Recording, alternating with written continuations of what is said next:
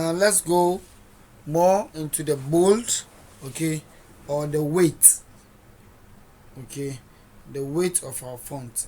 The font weight property allows you to create bold text. There are two rules that this property commonly takes. One is normal and the other is bold.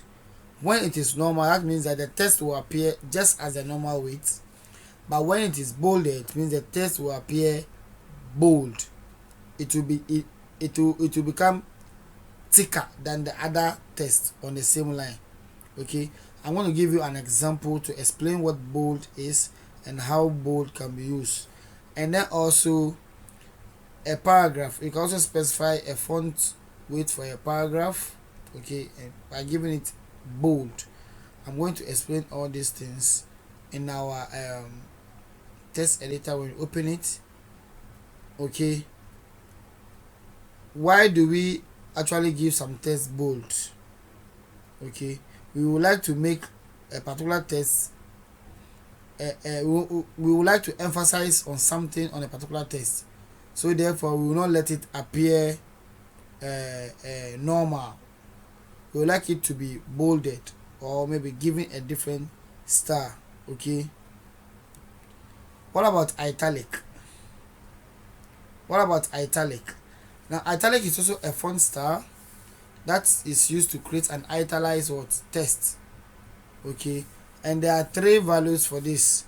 Now the three values for italic is normal, italic, or oblique.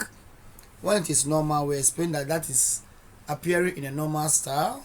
Okay, and then when it is italic, it means it's appear more slanted. This is how you write the rules. You go through that one as well. And oblique, this causes the text to appear oblique. I'm going to give you an example. Okay, you see how it has been italicized. Okay, it is not unusual for the browser to fail to find an italic version of a typeface. This is my text editor, okay, which I was going to explain the bold and italic. Okay, so I've decided to make my first level heading bold. I've given it a font weight of bold, and my second level heading I've given it italic, a font style of italic. Okay, so I just have to save this file. This is slanting, that is the italic H2, and this is bolded.